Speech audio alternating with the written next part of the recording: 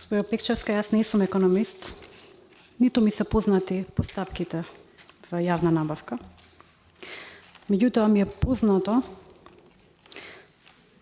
дека архивското работење било тотално хаотично и дека вие не сте можеле да знаете кои медикаменти ви се предложени од клиниката за радиотерапија и онкологија. И како го знам тоа?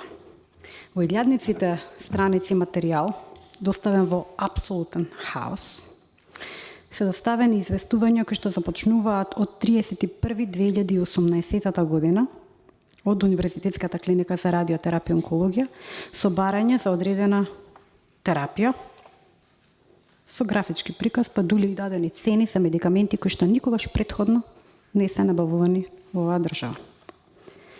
На првичниот допис, а тоа е овој под архивски број 05269/1, имате втор.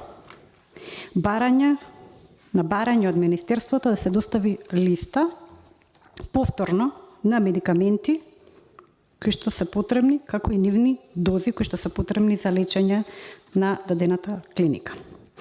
Во меѓувреме, листиве меѓу себе, ако ги споредите, не се исти ниту по тип на медикаменти, ни во количини на медикаменти. Например, во претходната листа имате додавање на одреден број на медикаменти и стигаат некаде бројката до 20, за веќе во наредниот допис, кој што е од 7.5.18 година, да имаме уште адитирани 7 лекови со нови количини, за кои што нема спецификација за кои пациенти во која количина.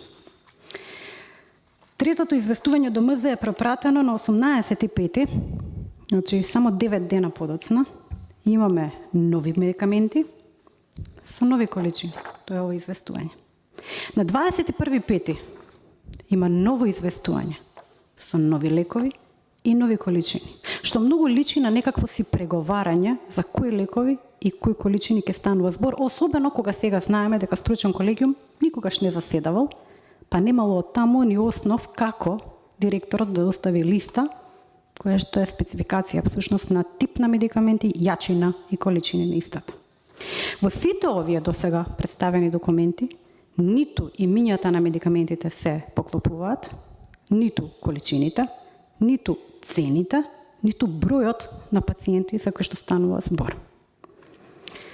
Конечно стигаме до тој круцијален документ кој што е од 19.6.2018 година, во која што Министерството доставува листа, која што треба да биде некаква си форма на спецификација, тоа е со овој допис заедно. И кажува кои медикаменти ќе ги набавува Министерството, во која количина, во која јачина. А количините треба самите институции да си ги допишат. Значи веќе има надмерно однесување. Јас ќе ви кажам вие со што ќе терапирате. На 28.6. има нова листа.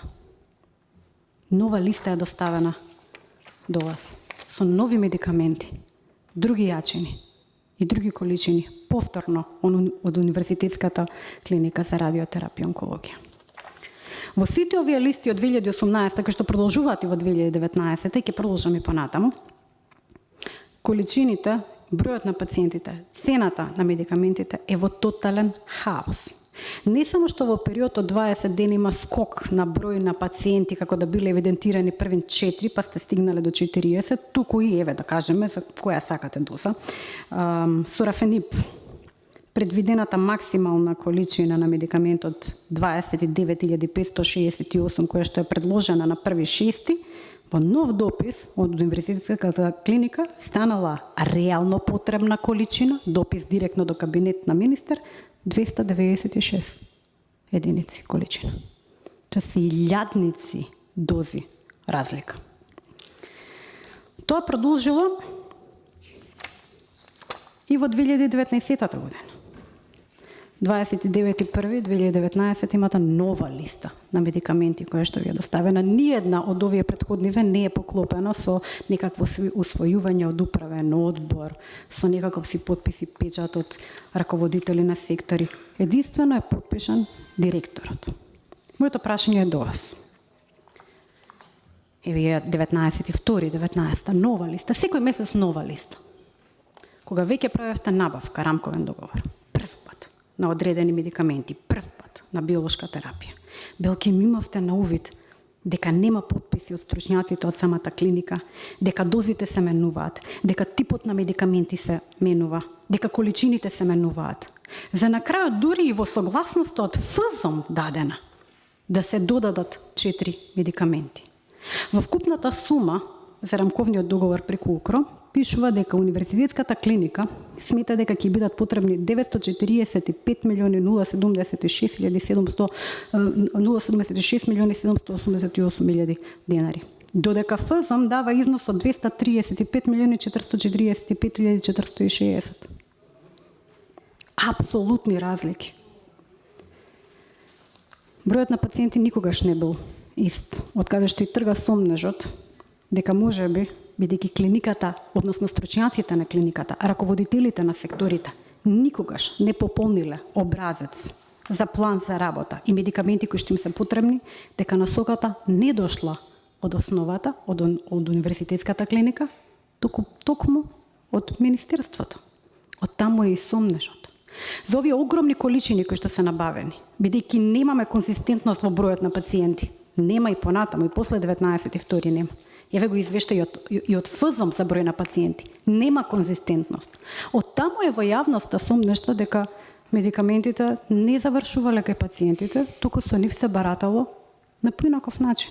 Ама велите тоа веќе не е во ваш интерес, вие само ја спроведувавте рамковната спогодба. И па на база на кои податоци ја спроведовте? На база на кој од овие извештаи доставени од УКРО? Благодарам.